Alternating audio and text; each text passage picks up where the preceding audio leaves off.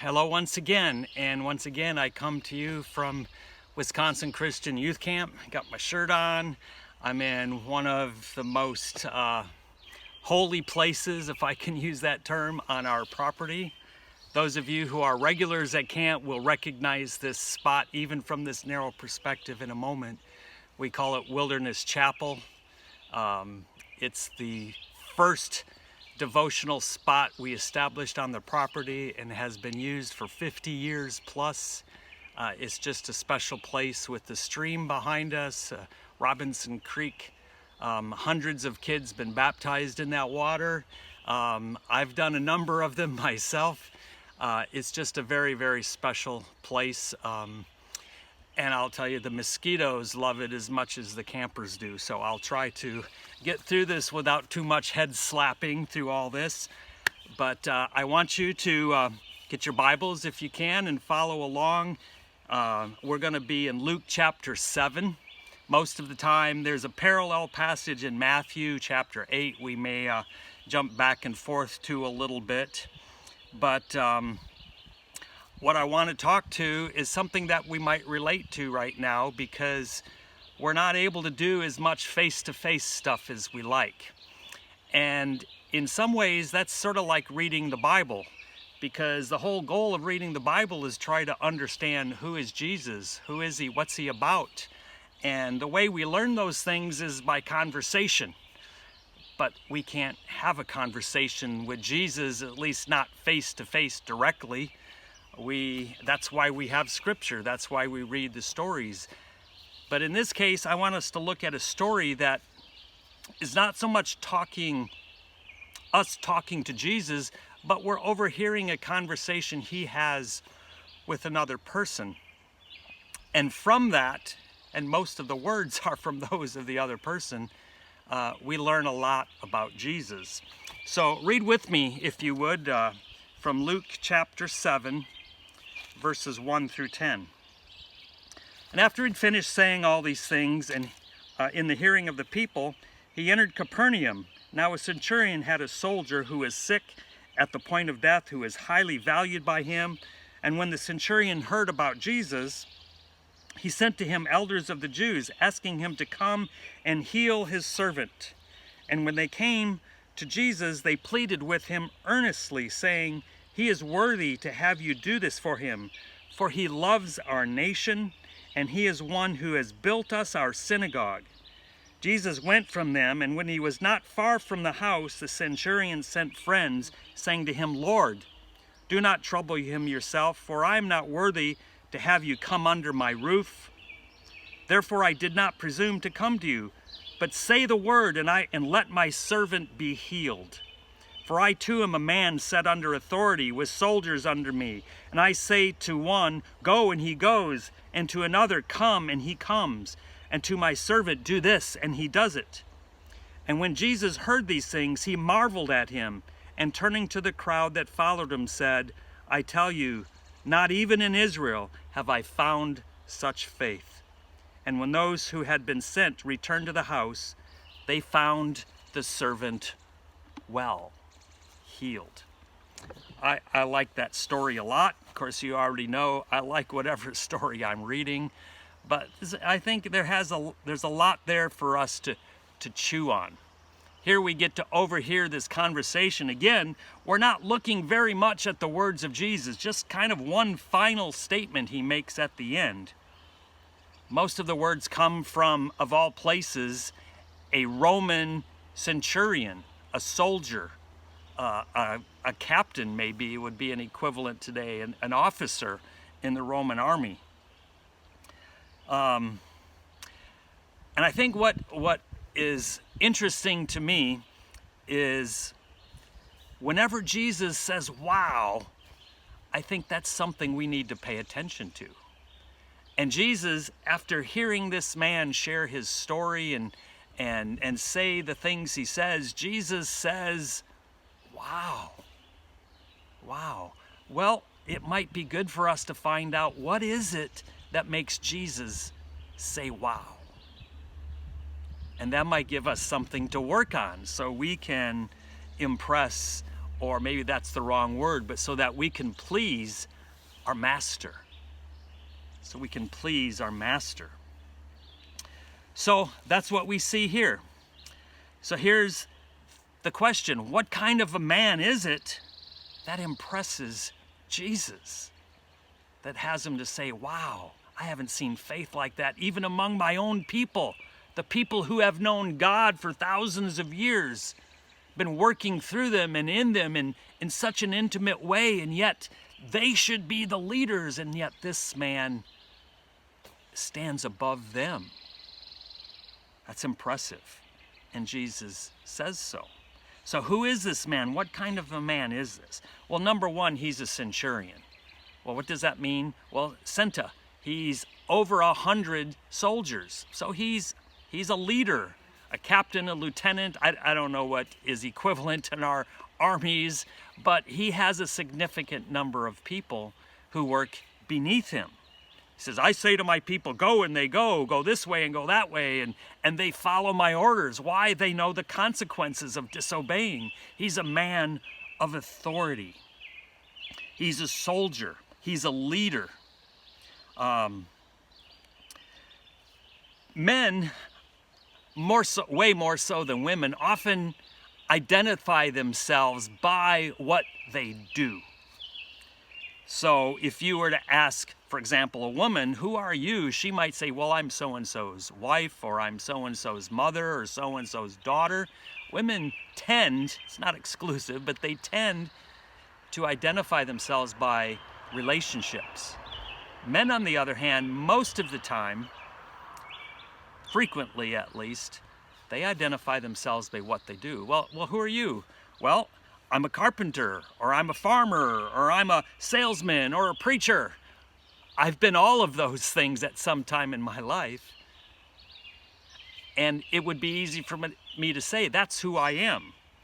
Well, is this guy a centurion? Is that how he sees himself? Perhaps. Perhaps. He's a centurion. That's who he is. I'm a leader. I'm in charge. People do what I say. I understand that. He was a centurion in the Roman army.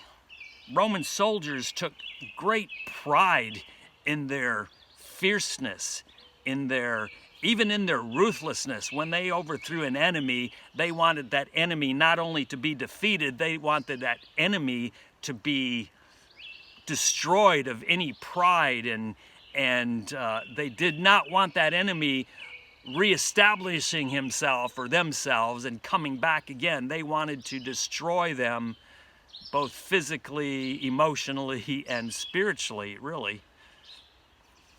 He was one of those soldiers. In fact, he was one over 100 of those kind of guys. Not the guy you would first think of when you say, let's see, what is Jesus looking for in his followers? Oh yeah, a centurion soldier. Nope. That would not likely be the first thought that comes to anyone's mind, particularly a Roman soldier.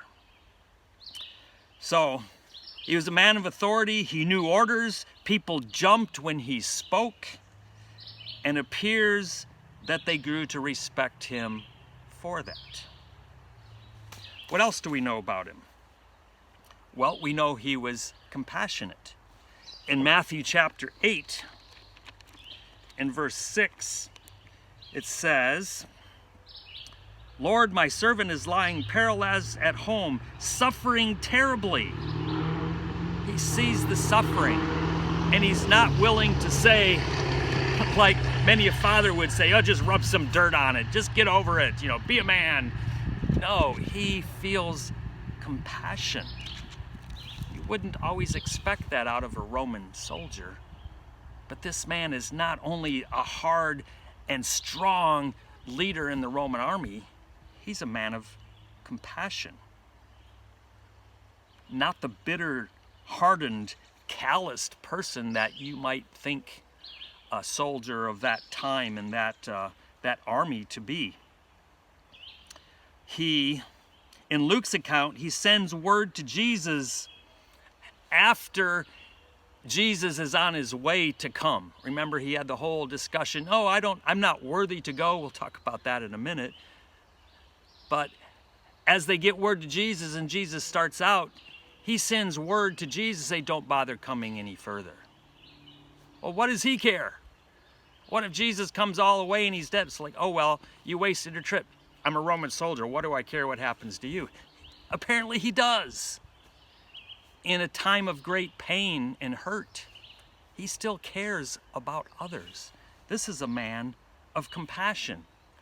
I don't know where he learned it. Maybe his parents.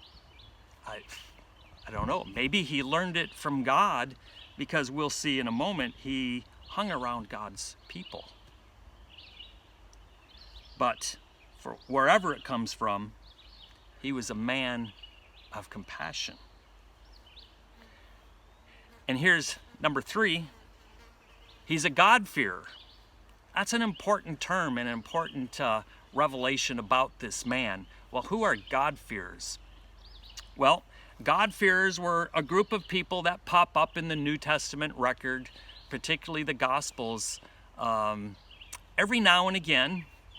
They're not on every page, but they show up fairly often. They're a group of people who are Gentiles, but they follow and believe and honor the God of the Israelites, Jehovah God. And maybe for family reasons, we most of the time don't know. Maybe in this case, because he's a Roman soldier and the Roman government would discourage it, they are unwilling or unable to convert to Judaism, which means the whole circumcision thing, a vow. It means a baptism and a change of name probably, and it means a total change in life. Well, maybe that's not feasible or possible for whatever reasons, but Jesus often bumped into these people and often found them to be a very receptive group. So he was one of those. He was a God-fearer. And you can read about that in Acts chapter 10. I'm not going to go to time to read that now. I just too many mosquitoes to spend extra time on that. But it's an important group, and Jesus often spent time with them. This one hung around the people, the Jewish people, as many of them did, and not only that, he built their synagogue. And I don't know what that means, if he was one of a crew that came in there and helped set stones. I think probably what it means is he donated the money. Centurion in the Roman guard would have been probably paid fairly well, and I don't know, maybe he came from a wealthy family, maybe not. But he helped to build, and they don't say help, they just said he built it. Again, that's open to interpretation, what exactly that means. But that's pretty amazing. That shows a pretty strong dedication to the God of the Jewish people. In Luke chapter 7, verses 4 and 5, it says, "And when they came to Jesus, they pleaded with him earnestly, saying, 'He is worthy to have you do this for him, for he loves our nation, and he is the one who built us our temple.'" That's pretty strong language, that he was the mover and shaker behind that. Again, I don't know what that meant, if he had a side job as a mason or what it was. I think more than likely he was the primary benefactor. Either way, it shows a great dedication to the God of Israel. And so, that's significant. Next thing is that we learn about him, he was humble. He was humble. In Matthew chapter 8 and verse 8, it says, "The centurion replied, 'Lord, I am not worthy to have you come under my roof, but only say the word, and my servant will be healed.'" I'm not worthy. Wow, this is not something you'd expect to see from a fairly high-ranking officer. "You do as I say." Their voice would exude worthiness and power and authority. But somehow when he stands before Jesus, he takes a different tone than he would be taking in front of his subordinate soldiers. I give them orders, they do what I say. Now I call you, and I'll do as you say. You are the authority. You can speak to disease. You can speak to spirits. You can speak, and you are the leader. He's a man of authority. He knows his place. There's a man named Stanley Shipp. He passed away in a car accident years ago, but I thought he was a great spiritual man. And he used to say, humility is knowing God, knowing yourself, and knowing the difference. And I love that. I've remembered that quote now. It's been 20 years probably since I first heard it. This man, he knew himself, he knew his power and authority, but he also knew it was limited before God. He knew God, he knew Jesus, and he knew the difference. So he says, I'm unworthy. I have no place to tell you what to do. All I can do is fall down before you and make my request and allow you to do what you do. Wow. Wow. I wonder how many of our prayers would say to God that we're humble, and how many of our prayers would say to God, God, you owe me something. God, you need to do this. This man, great request, a needed request, my servant suffering. God, you know better. Do what you do. I'm not worthy to even come to you. That's a man of humility. He was generous, already talked about that in terms of his gift, and so we're not going to go over that in chapter 7 of Luke, verse 5. But finally, when the story's over, and he brings his whole story, almost all the words we've read here up to this point have been the words of this man. And then Jesus speaks. Jesus speaks. And in Luke chapter 7, verse 9, Jesus says, I tell you, not even in Israel have I found such faith. And in Matthew 8, verse 10, he says this, very similar, a little more detail, so I'll read this as well. Truly I tell you, nowhere in Israel have I found such faith. I tell you, many will come from east and west and recline at table with Abraham, Isaac, and Jacob in the kingdom of heaven, while the sons of the kingdom will be thrown into outer darkness, in that place where there'll be weeping and gnashing of teeth. Go, let it be done for you as you have believed. Jesus, in essence, says, wow, this is a faithful, not F-U-L, faithful. He's full of faith, F-U-L-L. He is faithful. I haven't seen faith like this even among the people that are supposed to have faith, that you'd expect to find faith in. And that's one of the great lessons we learn here, is that faith can be found in some amazing places. Just as I think about camp here, as I sit here among the bugs, and all the kids that have come through, sometimes the kids who grew up in the nicest of families, the most Christians of families, come to camp and they feel privileged, and they feel they don't feel the need, they don't feel the movement of God. And the kids, you think, man, they're going to struggle here. They're going to struggle here. They don't know what we're doing. They don't even know what we're talking about. And yet, and sometimes the first couple days are rough.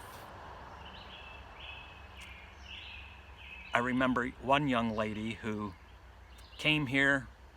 She was in a foster home. She came here. She told us later, I came here with the intent of being kicked out. I didn't want to be here. I wanted nothing to do with it. And for the first few days, it wasn't hard to believe that. She was rough. She was tough. She didn't want to be here. She didn't like rules, though we didn't have a lot of them. But we do have standards. And by the end, and even long before the end, by about the 3/4 of the way into the first week, we have 2-week sessions here, she was a new person. She was a new person. And I can tell you today, she's worked on my staff for a number of years now in a row. Would have never expected great faith to come from there in the beginning. But faith is like that. Faith doesn't know a standard of living. Faith doesn't know a family heritage line unless we carry it on. Faith doesn't know a class. Faith doesn't know a sex, male or female. Faith doesn't know any of those things. Faith is there and often shows up in the least expected places.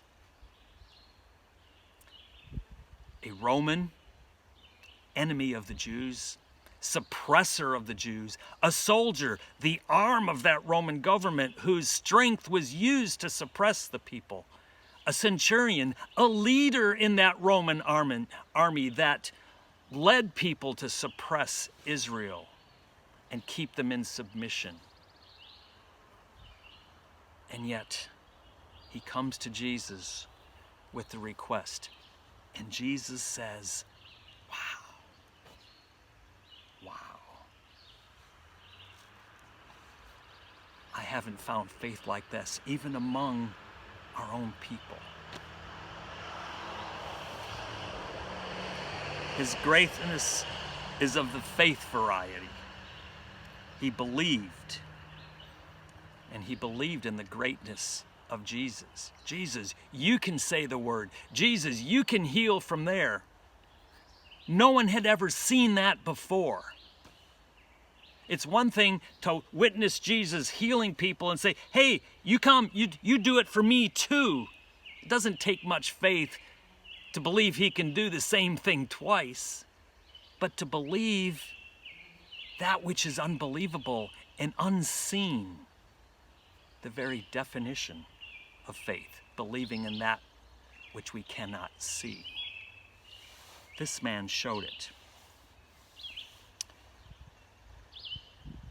You may have thought earlier when we talked about conversations that Jesus has face to face that we'd be hearing a lot of the words of Jesus, but we haven't. We've heard the words of the person who came to Jesus. And it's the response of Jesus that speaks volumes. Wow. And now for us, how can we be more like him? It's interesting how we can learn so much about people by listening to them speak. And sometimes we learn about some others by how they speak, as in this case. But I remember, about 1993 or 94, I took a tour to Israel. And there's a group of us, and we had our own bus. And at one point, the bus driver stopped and picked up an Israeli soldier carrying his AK-47, I imagine. And he gets on the bus, and he sits down in the seat in front of me. And so I do what I do. I strike up a conversation with him. You speak English? Yes. Speak English? Great, we can talk. So, you ever been to America? He says, no, but I would love to go. Well, where would you like to go? He said, I'd love to go to Milwaukee. And I'm like, what?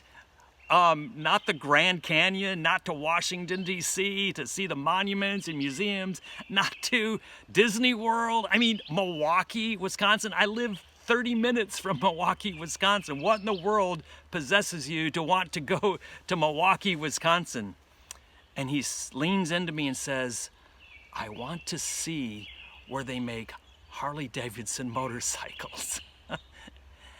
And okay, and so we finished up our conversation and I watched him. Anytime there was a motorcycle coming up within earshot, he could hear it, he would follow that bike until it was out of sight. I learned a lot about that man that I've met for all of 5 minutes and had one conversation with. What are you saying to God about your life, about what's important to you? Does he see you watching motorcycles leave the scene? Does he see you keeping your eye on the bank account and talking about that? Does he see you talking about your success in life and building up your own kingdom and in your own success? What do you talk about with God? What do you bring to God? Do you bring humility, compassion? Do you bring faith? That's what this conversation shows us. Jesus was impressed with a man that was a servant leader, that was compassionate, that was humble, that was generous, and a man of great faith. Won't you bring those things to him? And if we do, I believe we will hear Jesus say that you've done well. You've done well. Enter in to the place of rest. Won't you hear him? And won't you be careful about what he hears you say? May God bless.